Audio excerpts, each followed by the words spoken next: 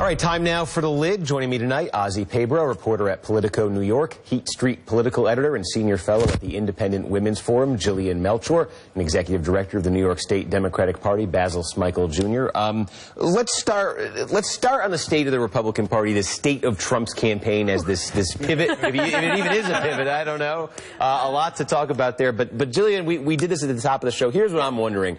There are a lot of Republican leaders. There are a lot of conservative group leaders who don't like Donald Trump and are saying they either won't support him or may not support him. I'm also looking at the poll. We put this in there at the top where 84% of Republicans already say they're with him against Hillary Clinton. Is there a divide there? Is there a big divide there between where the rank and file of this party is and where its leaders are? Only about as much as the Pope is Catholic. I mean, this is huge. I think what you see right now is a lot of conservatives who are standing on principle, who are standing against Trump, who are not necessarily looking at this in terms of winning or losing. This is an ideological fight for them. And then I think you've got people in the middle who've been anti-establishment, frustrated with that establishment, but are hearing Donald Trump echo the establishment line. I'm the front runner. Don't like my policy. Get behind me. I think that's leaving a lot of voters isolated and possibly turning toward Hillary Clinton. Well, so what does Trump have to do right now? Because, Ozzy, we heard all about signals coming out from his campaign that you'd see a different Donald Trump. The tone would change. He had an interview with Lester Holt late last week where he basically said, he said, I want a high-minded campaign this fall.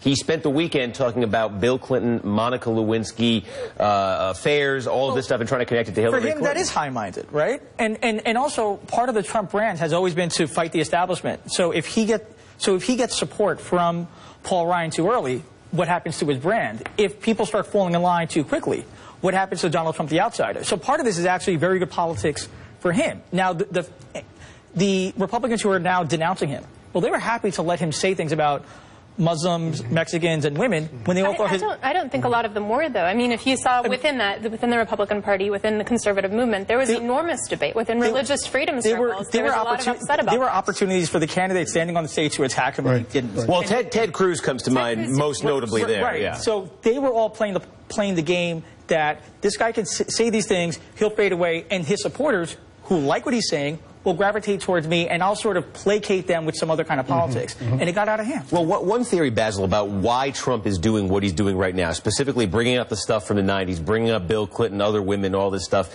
is that he's trying to provoke Bill Clinton. Bill Clinton, you saw earlier this year when Donald Trump went down that road, Bill Clinton clearly was not happy, clearly was biting his tongue. He wants to get into a public fight with Bill Clinton, maybe. Do you think that's right? Maybe. I think from his point of view it is correct, but also I don't think it's a winning strategy at the end of the day. And going to the point that you made earlier, I don't know if there's this, as a writer put it the other day, this apostasy there where you have all of these Republicans who said they were going to support the nominee, eventually not do that, because I think ultimately what's going to happen, folks like me in the position I have, we're going to be looking at state elections. We're going to be looking to tie Republican state senators, folks running for Congress, to a Donald Trump candidacy. So yeah, go ahead, try to attack Bill Clinton, and then we bring Bill Clinton into the state to rile up the troops and bring out the voters. So I don't think it's going to have the impact that he thinks it has, and frankly, let him go ahead and do that because it helps us. Jillian, I went back and looked last week at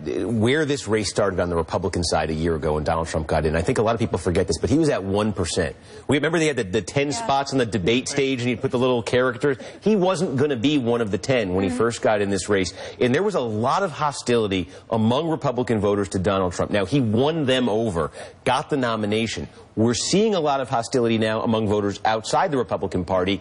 Do you think he could win them over, too, the same way he just won over Republicans? Well, I think he's got a lot of angry people who are supporting him, who are frustrated with the status quo, and they see him as a representation and a symbol of their anger. That said, across the board, Republican, Democrat, women don't like him. Minorities don't like him. I think he's got a very small wedge of the electorate. I think what we're going to see, though, is him hit a ceiling. We're probably already seeing that. And it's partially people who are identifying with things that he said, not liking it. It's also people who are just standing on their principles that they've always had.